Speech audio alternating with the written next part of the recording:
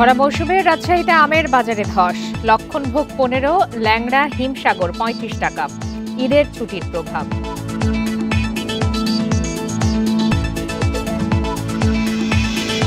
টানা ছুটির কারণে চট্টগ্রাম বন্দরে কন্টেইনার জট, ইয়ার্ডে আটকে আছে 45,000-এর বেশি।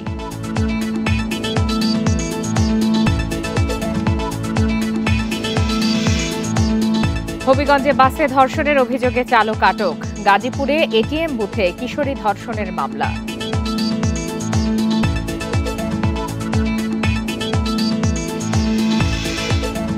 কক্সবাজারে বাস কাভার্ড ভ্যান সংঘর্ষে বাবা ছেলে সহ নিহত 3। কুষ্টিয়ায় ট্রাকের ধাক্কায় প্রাণ গেল শিক্ষার্থী।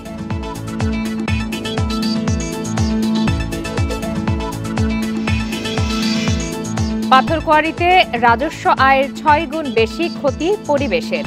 সিলেটে আর কোনো কোয়ারি লিজ না দেওয়ার সিদ্ধান্ত।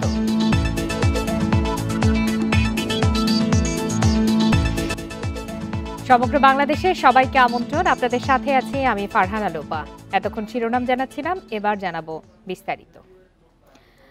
ভরা মৌসুমে রাজশাহীতে আমের বাজারে নেমেছে ধস। টানা ছুটিতে আম পরিবহন বন্ধ থাকায় থমকে গেছে বেচাকেনা। পাইকারি বাজারে লক্ষণভোগ আম বিক্রি হচ্ছে কেজি প্রতি 15 টাকায়। ল্যাংড়া হিমসাগরের দাম প্রতি কেজি 35 টাকায় নেমেছে। গেল বছর দাম ছিল এর চেয়ে 1.5 থেকে 2 গুণ বেশি। তবে টানা ছুটি শেষ হওয়ায় আবারও আমের বাজার চাঙা হওয়ার আশা করছে কৃষি বিভাগ। আমের জন্য বিখ্যাত রাজশাহী, ক্রেতা বিক্রেতাদের হাঁকডাকে মুখরিত বানেশ্বর হাট। তবে এবার এই বাজারে নেমেছে ধস। আমের ভরা মৌসুমে ঈদের লম্বা ছুটিতে নেই কেনাবেচা। মন প্রতি লক্ষণভোগ বিক্রি হচ্ছে 600 থেকে 700 টাকায়, আর হিমসাগর ও ল্যাংড়ার দাম প্রতি মন 1400 থেকে 1600 টাকা। বাগান মালিকরা বলছেন, টানা ছুটিতে কুরিয়ার সার্ভিস বন্ধ থাকায় ঢাকার বাজারে আমের দাম পড়ে গেছে। এই কারণে পাইকারি পর্যায়ে কমেছে দর। শহরের লোকগুলো প্রায় অধিকাংশ লোকই সব গ্রামে চলে এসেছে। শহরের লোকজন না থাকার কারণে যে যেখানে আম পাঠিয়েছে সব আমগুলোই ধরা। আম ব্যবসায়ীরা বলছেন, গত বছর রাজশাহী অঞ্চলে আমের উৎপাদন কম হওয়ায় দাম ছিল বেশি। এই বছর উৎপাদন বেশি হওয়ায় দাম নিম্নমুখী। বেশি আম হয়েছে এর জন্য হাতে একটু বাজার একটু কম, এর লাগে দাম একটু কম, ফলন হয়েছে বেশি। 550, 700, 800 বিক্রি হচ্ছে। আঠি গুঠি 750, 800। ওই ন্যাংরা 1000 থেকে 1500। বহুত আম আমদানি হচ্ছে, এলেই ধরেন যে সবাই চেষ্টা করছে, আবার অনেক টাইমে দাম বাড়তি হচ্ছে। কখনো ন্যাংরা যাচ্ছে 1000 টাকা, কখনো ন্যাংরা যাচ্ছে 1600 টাকা। গরমে আম দ্রুত পেকে যাচ্ছে, সেই সাথে ছুটির কারণে পরিবহন বন্ধ ছিল। তবে বৃষ্টি হওয়ায় আমের বাজার ফের চাঙ্গা হওয়ার আশা কৃষি বিভাগের। সারা দেশে ছড়িয়ে যাওয়ার কথা ছিল, ঈদের জন্য এটা একটু স্থির হয়ে গেছে এবং আশা করি খুব দ্রুত এটা নিরসন হয়ে যাবে এবং স্মুথলি সেই আমটা সারা দেশে চলে যাবে। রাজশাহীর 9 উপজেলায় 19,500 হেক্টর জমিতে আমের আবাদ হয়েছে। লক্ষ্যমাত্রা ধরা হয়েছে 2,60,000 মেট্রিক টন, যার বাজার মূল্য প্রায় 17,000 কোটি টাকা। Independent news. এ বিষয়ে সর্বশেষ তথ্য জানাতে এই মুহূর্তে রাজশাহী থেকে যোগ দিয়েছেন সহকর্মী মুস্তাফিজুর রহমান। মুস্তাফিজ, রাজশাহীতে অন্যান্য বার এই সময়টাতে কি ধরনের বেচাকেনা থাকে এবং এবার তো বলা হচ্ছে যে টানা ছুটির কারণে বেচাকেনা অনেক কমে গেছে, সেক্ষেত্রে প্রান্তিক চাষিরা কিরকম কি দাম পাচ্ছেন?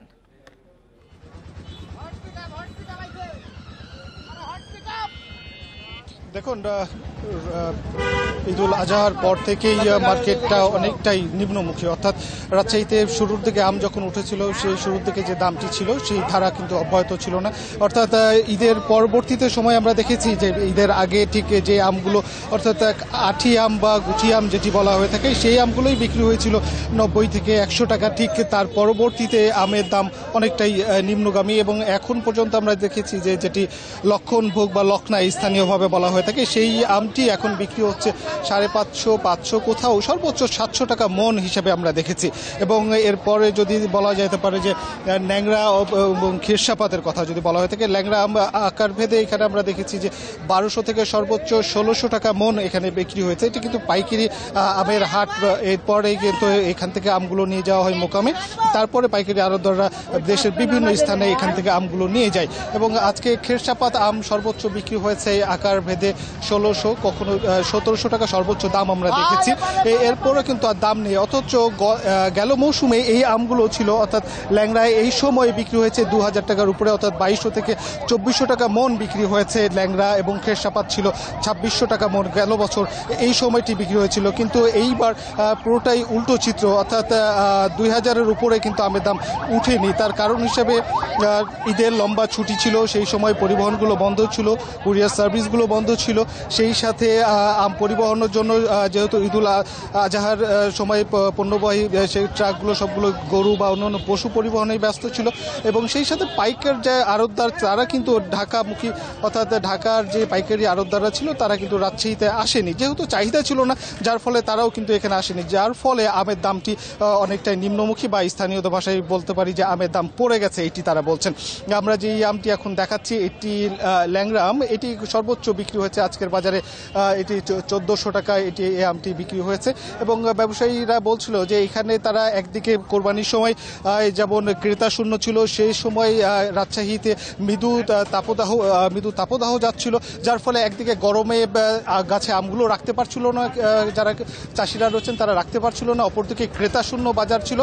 ঠিক দুটো মিলেই রাজশাহীতে আমের যে দরপতন সেটি কিন্তু হয়েছে। তবে এখানে স্থানীয় যারা কৃষি কর্মকর্তারা রয়েছেন তারা একটি কথা বলছিলেন যে আগামী 2-1 সপ্তাহের মধ্যে হয়তো এই যে সংকট, তারা বলছিলেন যে সংকটটি তৈরি হয়েছে সেটি হয়তো তারা কাটিয়ে উঠবেন, এবং আমের যে ন্যায্য মূল্য তারা হয়তো পাবেন, চাষিরা পাবেন, এবং সেই সময় হয়তো আমের দামগুলো ঠিক আগের অবস্থায়, অর্থাৎ কাঙ্ক্ষিত দামটি চাষিরা পাবেন, এমনটি কিন্তু প্রত্যাশা করছিলেন। এই ছিল রাজশাহীর বানেশ্বর হাট থেকে আমের সর্বশেষ।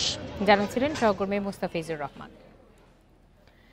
ঈদের দীর্ঘ বন্ধের পর পণ্য ডেলিভারি বাড়তে শুরু করলেও এখনও চট্টগ্রাম বন্দরে কন্টেইনার জট পরিস্থিতির উল্লেখযোগ্য উন্নতি হয়নি। বিভিন্ন ইয়ার্ডে এখনও 44,548 একক কন্টেইনার রয়েছে। বন্দর কর্তৃপক্ষের তথ্য অনুযায়ী গত 24 ঘন্টায় বন্দর থেকে কন্টেইনার ডেলিভারি দেওয়া হয়েছে 2,436 একক। এছাড়া বিভিন্ন জাহাজ থেকে কন্টেইনার নামানো হয়েছে 5,206 একক। একই সময়ে রপ্তানি পণ্যবাহী কন্টেইনার জাহাজীকরণ হয়েছে 3,682 একক। বর্তমানে বন্দরের বহির্নোঙর ও বিভিন্ন জেটিতে 98টি জাহাজ আছে, এর মধ্যে 55টি জাহাজে কাজ চলছে। বন্দর কেন্দ্রিক আমদানি রপ্তানিকারকরা পুরো দমে পণ্য খালাস শুরু না করায় জট বাড়ছে বলে জানিয়েছে সংশ্লিষ্টরা।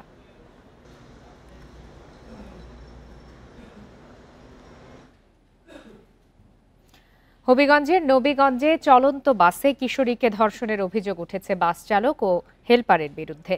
এ ঘটনায় স্থানীয়দের সহযোগিতায় বাস চালক সাব্বির মিয়াকে আটক করেছে সেনাবাহিনী ও পুলিশ। উদ্ধার করা হয়েছে ভুক্তভোগী কিশোরীকে। পুলিশ জানিয়েছে ঢাকা থেকে বাসে বাড়ি ফেরার উদ্দেশ্যে রওনা দেন ওই কলেজ ছাত্রী। শায়েস্তাগঞ্জ নামার কথা থাকলেও ওই ছাত্রী ঘুমিয়ে পড়ায় সিলেট পর্যন্ত চলে যান। পরে আজমিরিগঞ্জ যাওয়ার জন্য আরেক বাসে ওঠেন তিনি। শেরপুরে অন্য যাত্রীরা নেমে যাওয়ার পর বাসে একা পেয়ে চালক সাব্বির ও হেলপার লিটন ওই কিশোরীকে ধর্ষণ করে। তার চিৎকারে আশপাশের লোকজন, সেনাবাহিনী এবং পুলিশের সহায়তায় ভুক্তভোগী কিশোরীকে উদ্ধার করা হয়। আটক করা হয় বাস চালককে, তবে পালিয়ে গেছে বাসের হেলপার।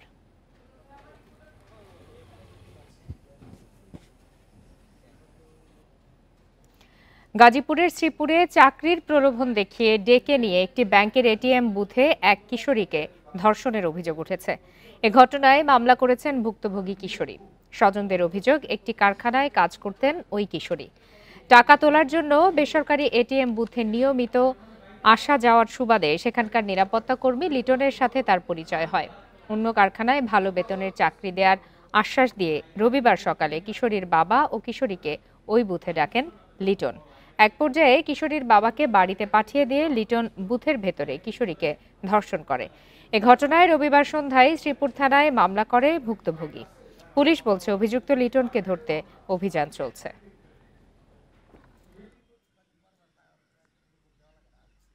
ডাচবাংলা ব্যাংকের নিরাপত্তা কর্মী, সে তাকে একটা চাকরি দেওয়ার প্রলোভন দেখে তাকে ওই বুথে বসে রাখে। এরপর তার বাবা মা আসলে তাদেরকে বলে যে তালা স্পিনিং মিলছে তাকে 12,000 টাকার বেতনে একটা চাকরি দিবে, তাদেরকে চলে যেতে বলে। সেই ক্ষেত্রে ভিকটিমের বাবা মা চলে গেলে সে বুথের ভিতরে তাকে ধর্ষণ করে। রাজবাড়ীর পাংশায় প্রাইভেট পড়ে বাড়ি ফেরার পথে 2 শিক্ষার্থীকে ধর্ষণের অভিযোগ উঠেছে শিহাব মণ্ডল ও হাসমত আলী নামে 2 যুবকের বিরুদ্ধে। এ ঘটনায় একজনকে গ্রেপ্তার করেছে পুলিশ। রবিবার বেলা 11টার দিকে উপজেলার বনগ্রামে এই ঘটনা ঘটে। পুলিশ জানিয়েছে বেলা 11টার দিকে স্কুল থেকে প্রাইভেট পড়া শেষে বাড়ি ফিরছিলেন 2 শিক্ষার্থী। বনগ্রাম এলাকায় পৌঁছালে শিহাব ও হাসমত তাদের পথ রোধ করে। 2 শিক্ষার্থীকে ভয় দেখিয়ে পাশের পানের বরজে নিয়ে ধর্ষণ করে তারা। বিষয়টি কাউকে জানালে তাদেরকে মেরে ফেলার হুমকিও দেয়া হয়। পরে তারা পরিবারকে জানায়। এ ঘটনায় রবিবার বিকালে থানায় মামলা করলে 2 আসামির একজনকে গ্রেপ্তার করে পুলিশ। অন্য আসামিকে গ্রেপ্তারের চেষ্টা চলছে বলে জানানো হয়েছে। কক্সবাজারের রামুতে বাস ও কাভার্ড ভ্যানের সংঘর্ষে বাবা ছেলে সহ 3 জন নিহত হয়েছেন। এ ঘটনায় আহত হয়েছেন অন্তত 10 জন। সকালে চট্টগ্রাম কক্সবাজার মহাসড়কের রামুর রশিদনগর এলাকায় এই দুর্ঘটনা ঘটে।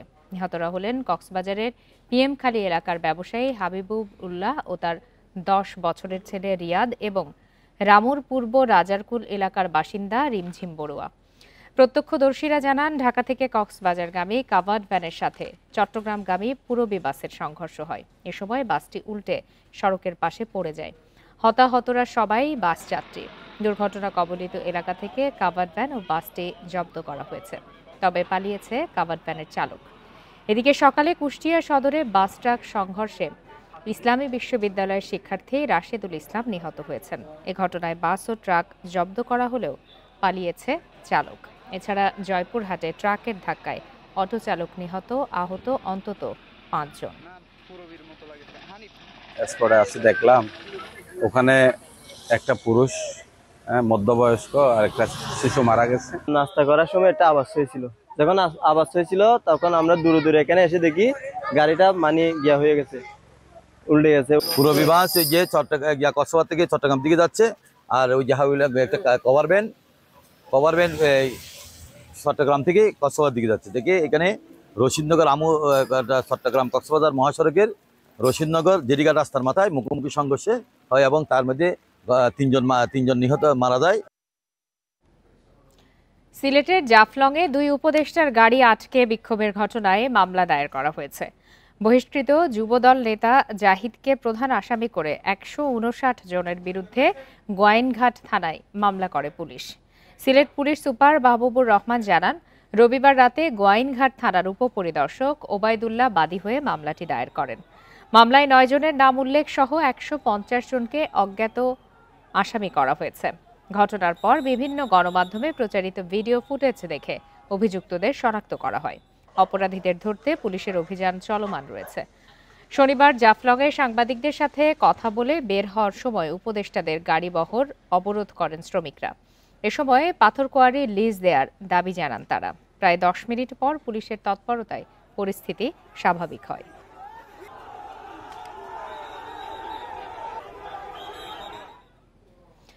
পাথর কোয়ারি থেকে সরকার যে রাজস্ব পায় তার 6 গুণ বেশি ক্ষতি হয় পরিবেশের। পাথর কোয়ারির কারণে ধ্বংস হচ্ছে বন, পাহাড় ও নদী। লাভবান হয় সুবিধাভোগী একটি গোষ্ঠী। পরিসংখ্যান বলছে, দেশের মোট ব্যবহৃত পাথরের 6% আসে কোয়ারি থেকে। এ বাস্তবতায় সিলেটে আর কোনো পাথর কোয়ারির লিজ না দেওয়ার সিদ্ধান্ত নিয়েছে সরকার। প্রাকৃতিক সৌন্দর্যের অপূর্ব লীলাভূমি সিলেটের জাফলং। সাদা পাথর এখানকার পর্যটন কেন্দ্রের প্রধান আকর্ষণ। তবে এই প্রকৃতি ধ্বংসের মুখে। 2020 সালে সারা দেশে সব কোয়ারি থেকে পাথর উত্তোলন বন্ধ করে সরকার। তবে 5 আগস্টের পর প্রশাসনিক নজরদারির অভাবে ফের সক্রিয় হয়ে ওঠে পাথর খেকোররা। চলে অবাধে পাথর উত্তোলন। শনিবার সিলেটের জাফলং পরিদর্শন শেষে পরিবেশ উপদেষ্টা বলেন, পাথর কোয়ারির কারণে ধ্বংস হচ্ছে এখানকার পরিবেশ। জানান, আর কোনো পাথর কোয়ারির ইজারা দেয়া হবে না। বাংলাদেশ থেকে যত পাথর তুলে তা কেবলমাত্র দেশের পাথরের চাহিদার 6% মেটায়, বাকিটা আমি আমদানি করি। যেহেতু আমি নিয়ন্ত্রণে কখনোই রাখা যাচ্ছে না, তাহলে আমদানি যেহেতু আমরা করি, তাহলে আমরা কি ভাববো এইভাবে করে কি আমরা জাফলং, লোভাছড়া, বিছানাকান্দি, সাদা পাথর, আরেকটা জায়গার নাম বলেন ভোলাগঞ্জ সব নষ্ট করে দেব? পরিবেশ আইনবিদ সমিতির মতে 2014 থেকে 2019 সাল পর্যন্ত দেশের সব পাথর কোয়ারি থেকে 38 কোটি 50 লাখ টাকা রাজস্ব আদায় করা হয়। এর অপর পিঠে ক্ষতির পরিমাণ ভয়াবহ। মানচিত্র থেকে যদি আমরা আসলে সিলেটকে না সরাতে চাই, এই অংশকে যদি আমরা শেষ হতে দিতে না চাই, তাহলে এখনই আসলে সরকার যে সিদ্ধান্ত নিয়েছেন সেটাই যুগোপযোগী সিদ্ধান্ত, এবং আমাদের একটা প্রত্যাশা থাকবে যে এটাকে কার্যকরভাবে বাস্তবায়ন করার জন্য যা যা করণীয় সেই কাজটুকু করবেন। এদিকে সরকারের সিদ্ধান্ত বাস্তবায়নে মোবাইল কোর্ট ও টাস্ক ফোর্সের মাধ্যমে অভিযান চালানোর কথা জানিয়েছে প্রশাসন। সবাই মিলে এই সমন্বিত উদ্যোগগুলো নিব, অ্যাজ ওয়েল এজ যারা এখানে বিভিন্ন স্টেক হোল্ডার আছে বা জনপ্রতিনিধি যারা আছে, এলাকার সম্মানিত ব্যক্তি যারা আছেন, তাদের সাথে কোঅর্ডিনেট করে কিভাবে করা যায় একটা সুন্দরভাবে সরকারের সিদ্ধান্তটা বাস্তবায়ন করা যায়, এটার জন্য আমরা চেষ্টা করব। পর্যটক বান্ধব পরিবেশ গড়ে তুলতে সিলেটে প্রশাসন, রাজনীতিবিদ ও জনগণের সমন্বিত উদ্যোগ নেওয়া জরুরি বলছেন পরিবেশবিদরা। Independent news. এ বিষয়ে আরো বিস্তারিত জানাতে এই মুহূর্তে সিলেট থেকে যোগ দিয়েছেন সহকর্মী রানা মজুমদার। রানা মজুমদার, সরকার সিদ্ধান্ত নিয়েছে যে সিলেটে আর কোনো পাথর কোয়ারি লিজ দেওয়া হবে না, কিন্তু এই সিদ্ধান্ত বাস্তবায়নের জন্য কি কি পদক্ষেপ নেওয়া হচ্ছে?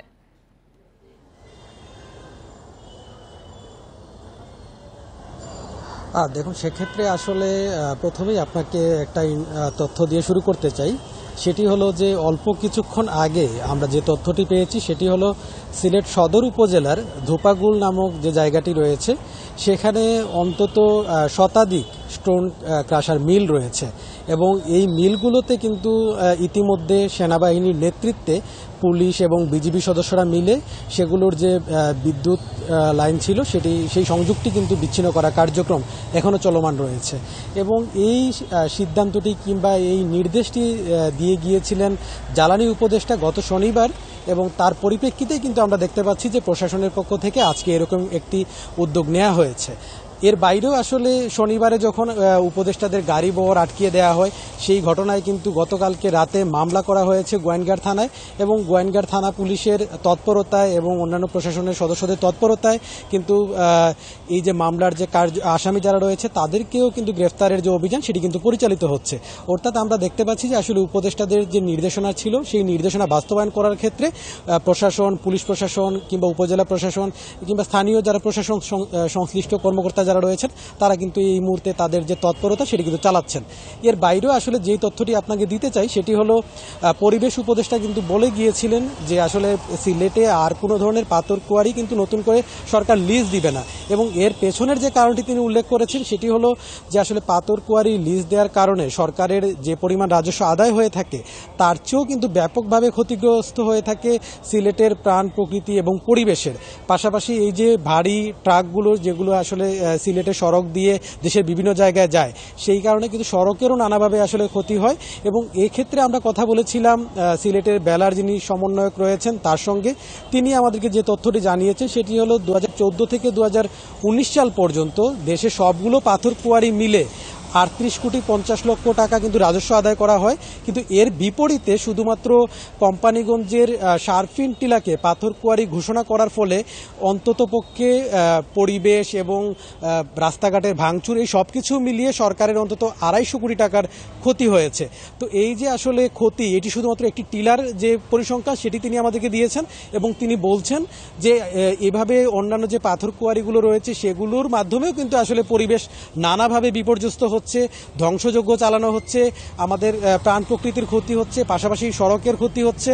তো সবকিছু মিলিয়ে বোঝা যাচ্ছে যে আসলে এই যে ক্ষতি সেটির পরিমাণ অন্ততপক্ষে 1000 কোটি টাকার গিয়ে দাঁড়িয়েছে, এবং এটি কিন্তু ক্রমান্বয়ে বৃদ্ধি পাচ্ছে। তো এইসব আসলে পারিপার্শ্বিক অবস্থা চিন্তা করে সরকারের যে এই সিদ্ধান্ত, সেই সিদ্ধান্তকে পরিবেশবিদ কিংবা যারা পরিবেশ নিয়ে কাজ করছেন, সচেতন নাগরিক সমাজে যারা প্রতিনিধি রয়েছেন তারা সবাই সাধুবাদ জানাচ্ছেন। জি, রানা মজুমদার, আপনাকে অনেক ধন্যবাদ। করোনা সংক্রমণ বৃদ্ধিকে কেন্দ্র করে চট্টগ্রামে কেউ সুরক্ষা সরঞ্জামের অহেতুক দাম বাড়ালে তার বিরুদ্ধে ব্যবস্থা নেওয়া হবে বলে জানিয়েছে city mayor doctor Shahadat Hossain. এ বিষয়ে জেলা প্রশাসনকে সাথে নিয়ে শীঘ্রই বাজারে অভিযান চালানো হবে বলেও জানান তিনি। দুপুরে চট্টগ্রাম মেডিকেল কলেজ হাসপাতালে করোনা ওয়ার্ড পরিদর্শনে গিয়ে এসব কথা বলেন তিনি। মেয়র বলেন, ইতোমধ্যে করোনা সংক্রমণ প্রতিরোধে সবগুলো সেবা সংস্থার সমন্বয়ে বৈঠক হয়েছে। চট্টগ্রাম মেডিকেল কলেজ হাসপাতাল, জেনারেল হাসপাতাল সহ বেশ কিছু হাসপাতালে করোনা ওয়ার্ড খোলা হয়েছে। এছাড়া সাধারণ মানুষের সচেতনতা বাড়াতে সিটি কর্পোরেশন বিভিন্ন ওয়ার্ডে প্রচারণা চালাচ্ছে বলেও জানান তিনি। খুব শিগগিরই ওয়ার্ডগুলোকে সংক্রমণের ঝুঁকির মাত্রা অনুযায়ী ভাগ করে ব্যবস্থা নেওয়া হবে বলে জানান সিটি মেয়র। মাস্কের দাম বাড়িয়ে দিয়েছে, মাস্ক কমপ্লিটলি বাজার থেকে গায়েব করে দেওয়ার চিন্তা ভাবনা করছে এবং যত ধরনের প্রিভেন্টিভ মেজার্স, এই যে গ্লাভস থেকে শুরু করে বিভিন্ন ধরনের লোশন, স্যানিটাইজার থেকে শুরু করে সব কিছু মার্কেট শর্ট হয়ে যাচ্ছে। আমি তাদের ব্যাপারে বলতে চাই, কোনো ধরনের অসাধু ব্যবসায়ীকে আমি এক বিন্দু ছাড় দিতে রাজি নই। বিএনপি ক্ষমতায় গেলে দেশের প্রত্যন্ত এলাকার যোগ্য ও প্রতিভাবানদের পৃষ্ঠপোষকতার প্রতিশ্রুতি দিলেন বিএনপির সিনিয়র যুগ্ম মহাসচিব রুহুল কবির রিজভী। সকালে চট্টগ্রামের বাঁশখালীতে ড্রোন নির্মাতা মোহাম্মদ আশির উদ্দিনের সাথে সাক্ষাৎ শেষে তিনি একথা বলেন। রিজভী বলেন, আশির উদ্দিনের মতো প্রতিভাবানদের এগিয়ে নিতে উন্নত প্রশিক্ষণের ব্যবস্থা করতে হবে। এর আগে বিএনপির ভারপ্রাপ্ত চেয়ারম্যান তারেক রহমানের নির্দেশে আমরা বিএনপি পরিবার সংগঠনের প্রতিনিধিদের নিয়ে আশির উদ্দিনের গ্রামের বাড়ি হুঁইছড়িতে যান রুহুল কবির রিজভী। তরুণ এই নির্মাতাকে উৎসাহ দিতে আমরা বিএনপি পরিবারের পক্ষ থেকে দেয়া হয় আর্থিক সহায়তা। এ সময় উপস্থিত ছিলেন সংগঠনটির আহ্বায়ক আতিকুর রহমান রুমন।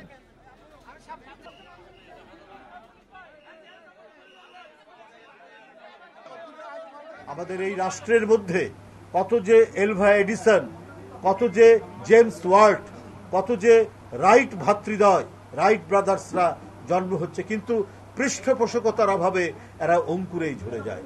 আসির উদ্দিনরা যাতে না ঝরে যায়, এটাই হচ্ছে তারেক রহমানের মূল উদ্দেশ্য। ভূমি অধিগ্রহণ না হওয়ায় নির্মাণের পরেও চালু করা যায়নি মুন্সিগঞ্জের দুটি সেতু। 20 কোটি টাকা ব্যয়ে নির্মিত সেতু দুটিতে সংযোগ সড়ক না থাকায় কোনো সুফল পাচ্ছে না এলাকাবাসী।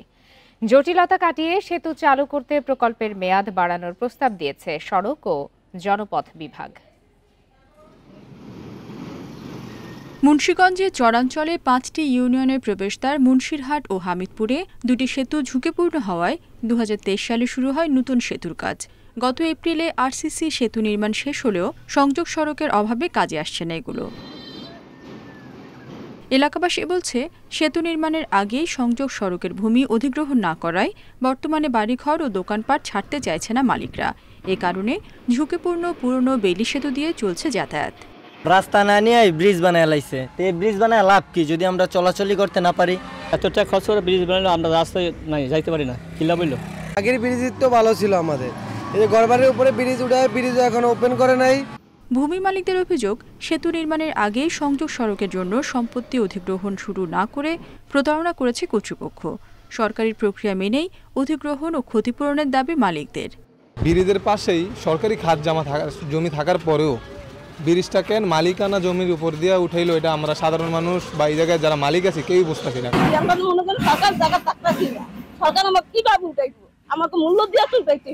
আমাদের ন্যায্য মূল্য দেওয়া হয় নাই, এই কারণে আমাদের ঘরদুয়ার এখন পর্যন্ত আমরা বানতাছি না। সেতুর কাজ শেষ হলেও জমি বুঝে না পাওয়ায় প্রকল্পের মেয়াদ বৃদ্ধির জন্য আবেদন করা হয়েছে জানালেন কর্মকর্তারা। 2022 সালে ভূমি অধিগ্রহণ প্রক্রিয়া শুরু হয় আর কি। এখন আপনার সর্বশেষ ধারা মানে 8 ধারায় নোটিশ জারি হয়ে গেছে। সামনে দখল হস্তান্তর সম্পন্ন হবার পরে আমরা হয়তো ওই জায়গায় মূল অ্যাপ্রোচটা কাজ করতে পারবো আর কি।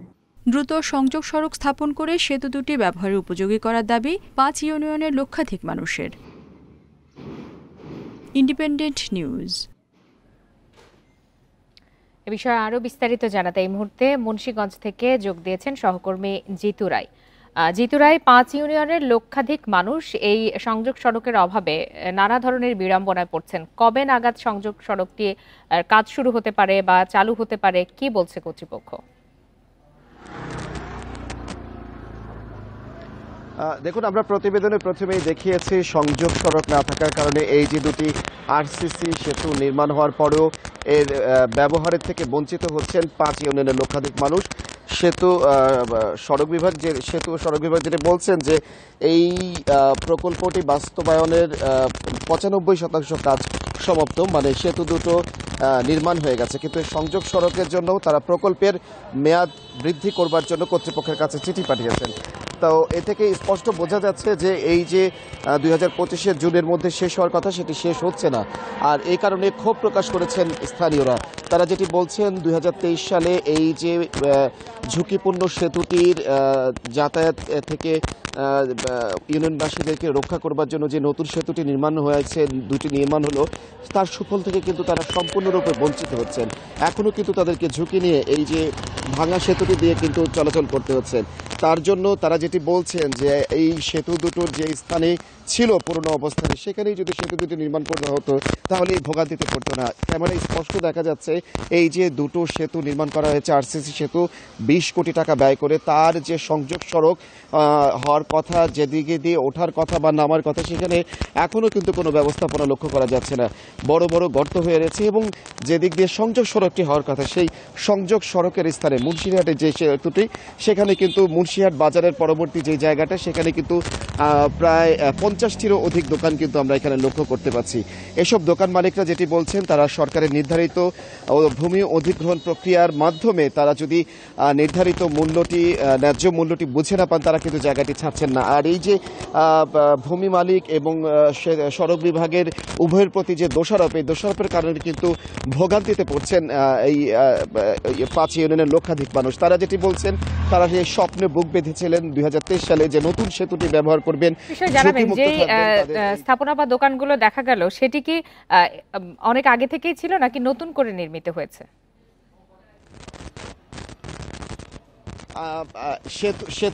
সেতু নির্মাণের পূর্ব থেকে, সেতু নির্মাণের বহু পূর্ব থেকে তারা যেটি বলছেন যে বহু পূর্ব থেকেই 50 থেকে 80 বছর পূর্ব থেকে তারা কিন্তু এই ব্যক্তি বা ক্রয়কৃত সম্পত্তিটি কিন্তু তারা ভোগ দখল করছেন। এবং একই সাথে হামিদপুরে যে ব্রিজটি রয়েছে, সেখানের দুই পারে যেই বাড়িঘরগুলো রয়েছে, তারা বলছেন যে প্রায় 20 থেকে 30 বছর আগে কিন্তু তারা এই জমিগুলো ক্রয় করে সেখানে বসতি স্থাপন অধিগ্রহণ করে সংযোগ সড়ক তৈরি হবে, সেটি আমরা আশা করছি। জিতু রায়, আপনাকে অনেক ধন্যবাদ। লালমনিরহাটের সাবেক প্রতিমন্ত্রী মোতাহার হোসেনের কোটি টাকা মূল্যের একটি গাড়ি আটক করে পুলিশে সোপর্দ করেছে স্থানীয়রা। ভোরে কালীগঞ্জ উপজেলার কাকিনা চাপারতল এলাকা থেকে গাড়িটি জব্দ করে পুলিশ। স্থানীয়রা জানান, হাতিবান্ধার বড়খাতা ইউনিয়নের দোলাপাড়া সীমান্ত সংলগ্ন একটি বাড়ি থেকে গাড়িটি বের করা হয়। বিষয়টি স্থানীয়দের নজরে এলে তারা গাড়িটিকে ধাওয়া করে। পরে কাকিনা পেট্রোল পাম্পের কাছে গাড়িটি থামাতে বাধ্য হয় চালক। খবর পেয়ে পুলিশ ঘটনাস্থলে পৌঁছে গাড়িটি জব্দ করে এবং গাড়িতে থাকা চালক সহ দুজনকে আটক করে। বর্তমানে তারা কালীগঞ্জ থানা পুলিশ হেফাজতে রয়েছে। পরবর্তীতে আমরা খবর পেয়ে ঘটনাস্থলে যাই, যার পর গাড়িটিকে উদ্ধার করি, উদ্ধার করে থানায় নিয়ে আসি 2 জন লোক সহকারে। পরবর্তীতে ঊর্ধ্বতন কর্তৃপক্ষের সাথে কথা বলে আইনগত ব্যবস্থা গ্রহণ করা হবে। নারায়ণগঞ্জে ডাকাত সন্দেহে গণপিটুনিতে একজন নিহত হয়েছে। ভোরে উপজেলার দক্ষিণ লক্ষণখোলা পাতাকাটা এলাকায় এই ঘটনা ঘটে। প্রত্যক্ষদর্শীরা জানায়, রাতে 6 জনের একটি দল একটি জ্বালানি তেলের দোকান লুটের চেষ্টা চালায়। এ সময় স্থানীয়রা টের পেয়ে ধাওয়া করে। বাকিরা পালিয়ে গেলেও একজনকে আটক করে গণপিটুনি দেওয়া হয়। পরে গুরুতর অবস্থায় উপজেলা স্বাস্থ্য কমপ্লেক্সে ভর্তি করা হয় তাকে। চিকিৎসাধীন অবস্থায় দুপুরে মারা যায় ওই তরুণ। পরে পুলিশ খবর পেয়ে মরদেহ উদ্ধার করে মর্গে পাঠায়। নিহতের পরিচয় নিশ্চিতে কাজ চলছে বলে জানিয়ে তদন্ত করে ব্যবস্থা নেওয়ার আশ্বাস পুলিশের।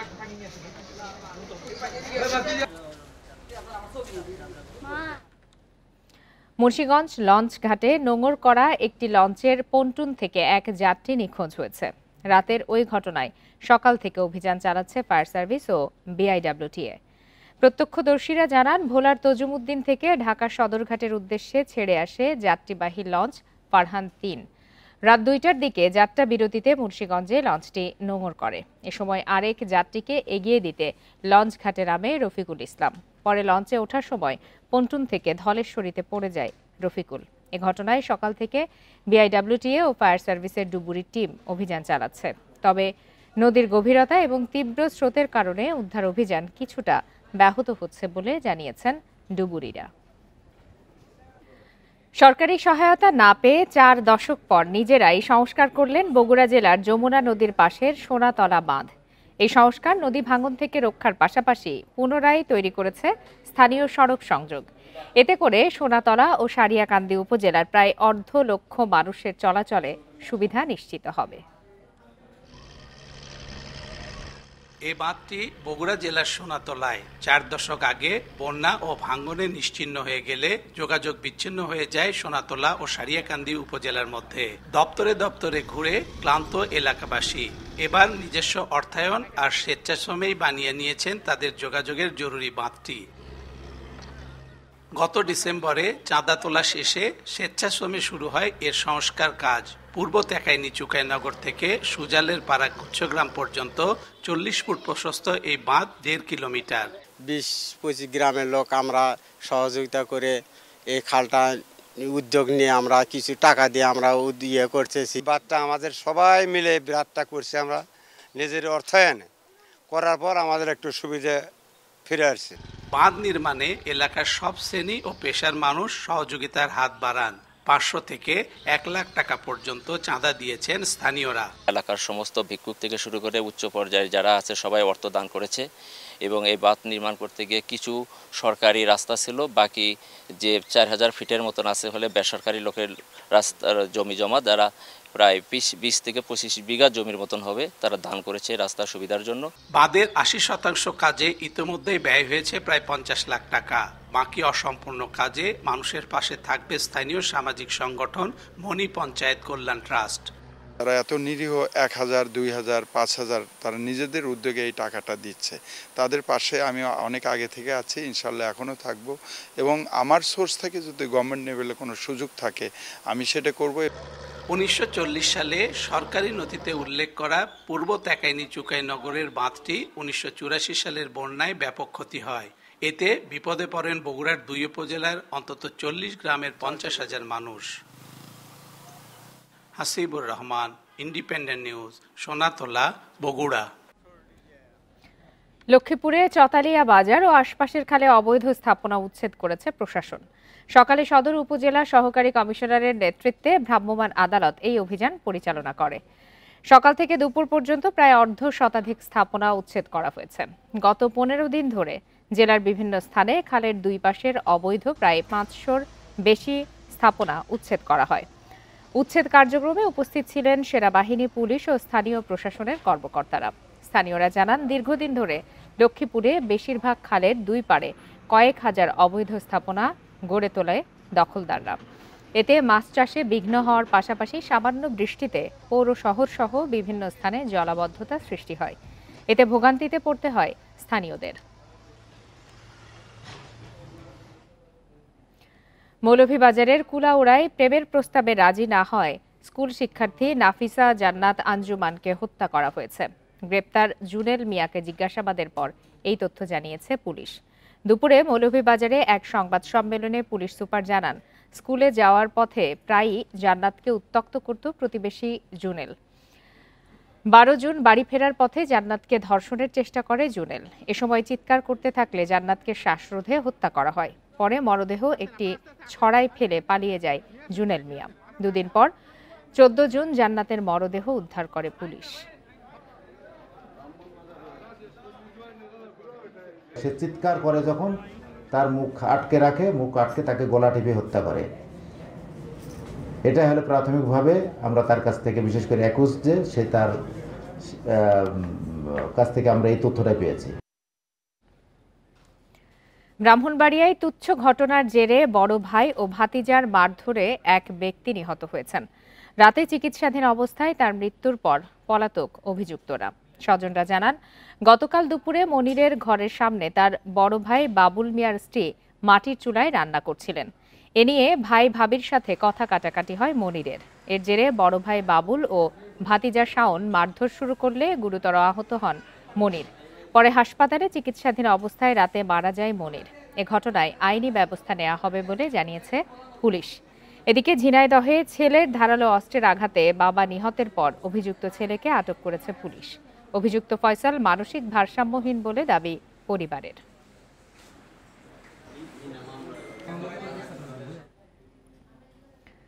রাজশাহী বিভাগে ৪ মাসে চুরি, ছিনতাই, ডাকাতির মামলা হয়েছে অন্তত ৩৯০টি, অর্থাৎ গড়ে প্রতি মাসে এ ধরনের অপরাধের ঘটনা প্রায় ১০০। আইনশৃঙ্খলা পরিস্থিতির অবনতিতে উদ্বেগ তৈরি হয়েছে স্থানীয় বাসিন্দা ও ব্যবসায়ীদের মাঝে। তবে অপরাধ নিয়ন্ত্রণে সর্বোচ্চ তৎপরতার আশ্বাস পুলিশের। রাজশাহী বিভাগে জানুয়ারি থেকে এপ্রিল পর্যন্ত চুরি, ডাকাতি, ছিনতাইয়ের ঘটনা ঘটেছে ৪০০রও বেশি।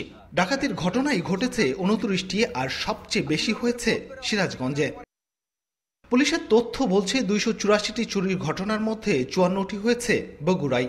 দস্যুতার দিক থেকেও এগিয়ে এই জেলা। প্রতি মাসেই এই ধরনের অপরাধের ঘটনায় আতঙ্কে স্থানীয়রা। আইনশৃঙ্খলা বাহিনীর তৎপরতা আরও বাড়ানোর দাবি তাদের। যারা ব্যবসায়িক রয়েছে আমরা আতঙ্কিত, কারণ এরকম হরহামেশা চুরি আশপাশে অনেক জায়গাতেই হচ্ছে। ফুটেজ চেক করি, ফুটেজে ক্লিয়ার দেখা যায় চোরকে। তো ১ মাস আগে আমি কমপ্লেনও করি, এজাহার করি। পাশাপাশি অনেক কয়েকটা দোকানেও কাটছিল তালা, তো সবাইকে নিয়ে এজাহার করে আমি কমপ্লেন করি থানায়। তো ১ মাস পার হয়ে গেছে, এখন পর্যন্ত আমার জানা নাই কেন ধরতে পারে নাই পুলিশ। নিজের বাড়ি চুরি হয়েছে, সেখানে মোবাইল এবং টাকা পয়সা চুরি হয়েছে, থানায় অভিযোগ দিয়েছিলাম, জিডি করছিলাম, সেখানে আমি কোনো প্রতিকার পাইনি। বিশ্লেষকরা বলছেন প্রশাসনের দুর্বলতার সুযোগ নিচ্ছে অপরাধীরা। ক্রমেই বাড়ছে কিশোর গ্যাংয়ের দৌরাত্ম্য। এর পেছনে কিছু দলের ইন্ধনেরও অভিযোগ রয়েছে। কেউ আসলে দায়িত্বশীল আচরণ করছে না। যদি আপনার গুড গভর্নেন্স, সুশাসন থাকতো তাহলে এই সমস্যাগুলো হতো না। ইভেন বিচার ব্যবস্থার সেখানকার দুর্বলতা আছে, দুর্বল প্রসিকিউশন ব্যবস্থা আছে।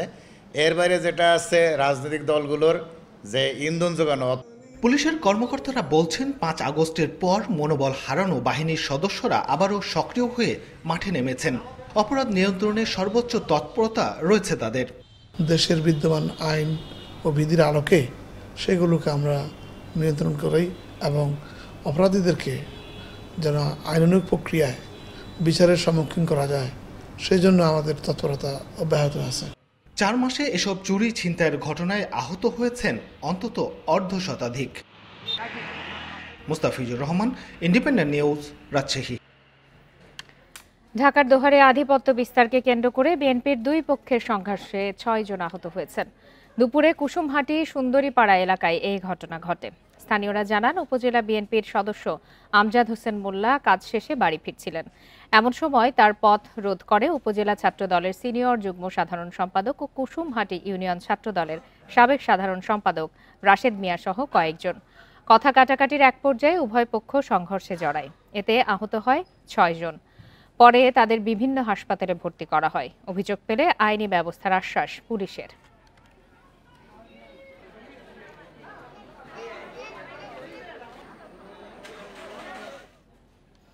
এরই সাথে শেষ করছে আজকের সমগ্র বাংলাদেশ। এতক্ষণ সাথে থাকার জন্য ধন্যবাদ সবাইকে।